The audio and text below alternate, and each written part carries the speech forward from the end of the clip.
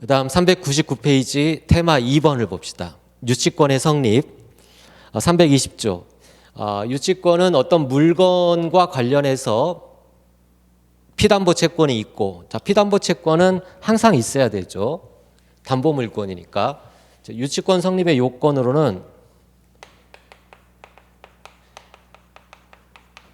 유치권은 법률 규정에 의해서 성립하는 거예요. 당사자가 계약을 해서 설정받는 것이 아니라 법률 규정에 의해서 성립하는 것이다. 뭐 어떠한 요건을 갖춰야 되느냐?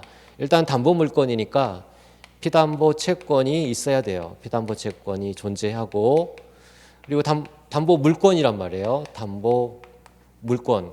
물건은 공시 방법이 있어야 된다겠죠? 여기서 공시 방법은 점유입니다. 점유. 유치권은 동산에도 성립할 수 있고 부동산에도 성립할 수 있는데, 부동산의 경우에도 등기가 아니라 점유를 해야 돼. 점유를 해야 공시 방법으로 유치권이 성립한다. 이 점유는 적법한 점유여야 됩니다. 불법한 점유는 해당하지 않고 적법한 점유여야 한다. 세 번째, 물건은 뭐 특별한 제한이 없어요. 유가증권도 되고. 그래서 물건. 근데 중요한 것은 이 피담보 채권이 그 물건에 관하여 생긴 채권이어야 됩니다. 자, 피담보 채권은 모든 채권이 아니라 그 물건과 어떤 긴밀한 관계가 있어야 된다는 얘기. 이걸 결련 관계라고 해요. 가장 중요한 요건입니다. 유치권이 성립하기 위한 요건으로 피담보 채권은 모든 금전 채권이 여기 들어가는 게 아니라 그 물건에 관하여 생긴 채권만 유치권의 피담보 채권, 즉 유치권이 성립할 수가 있다. 이와 관련된 판례들이 많아요. 이게 중요하고, 네 번째는 유치권 배제에 특약이 없어야 돼요.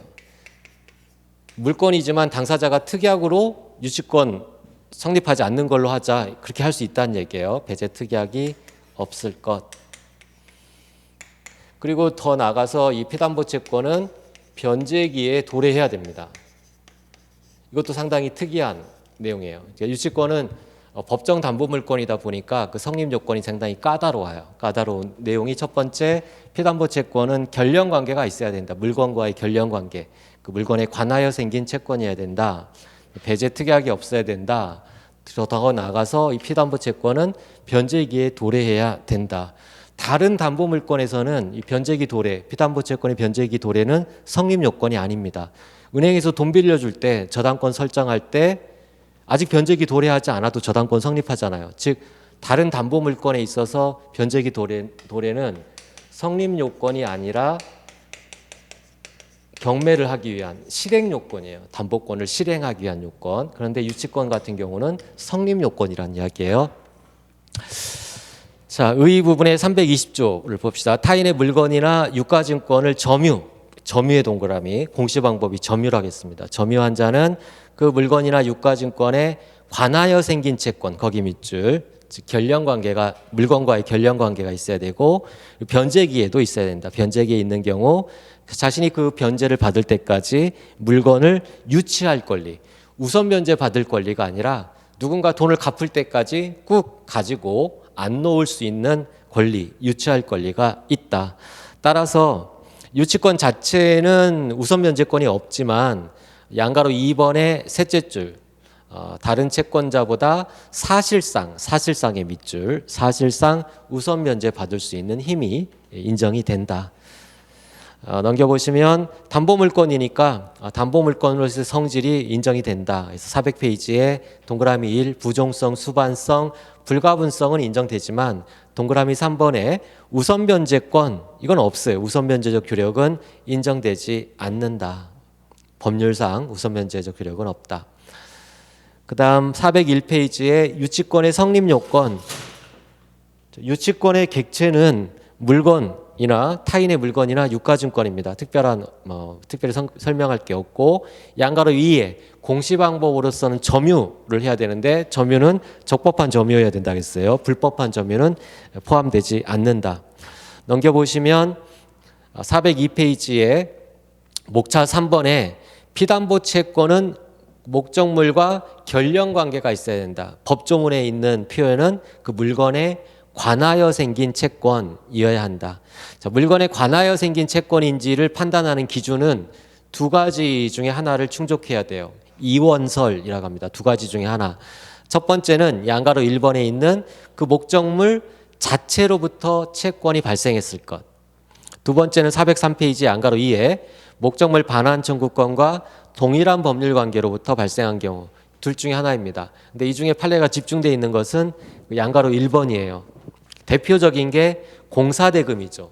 자, 건물을 신축하는 공사를 하다가 대금을 못 받았다. 그러면 그 건물이란 물건에 관하여 생긴 채권이에요. 그래서 공사대금 채권은 그걸 가지고 유치권, 피담보 채권으로 삼을 수가 있다. 그럼에 비해서 403페이지에 양가로 4에 이러한 결령관계, 즉 물건에 관하여 생긴 채권이 아닌 것들이 있습니다. 동그라미 1번의 첫째 줄 끝부분 임차 보증금 반환 채권. 임차인이 임차 보증금을 못 받았다고 해서 임차 목적물을 꾹 쥐고 있을 수 있느냐, 유치권을 행사할 수 있느냐? 아닙니다. 임차 보증금 반환 채권은 그 임차 목적물에 관하여 생긴 채권이 아니라 보증금 계약이라는 별도의 계약에 의해서 발생한 채권이에요. 따라서 유치권은 부정돼요.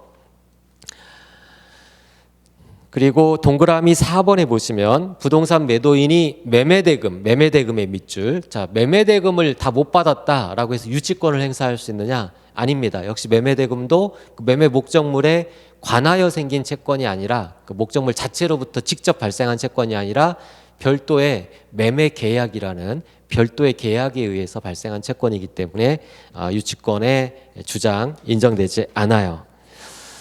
넘겨보시면 나머지 요건 404페이지에 채권은 변제기에 도래해야 되고 5번에 유치권 배제 특약이 없어야 된다. 그리고 공시방법으로 점유가 있어야 된다.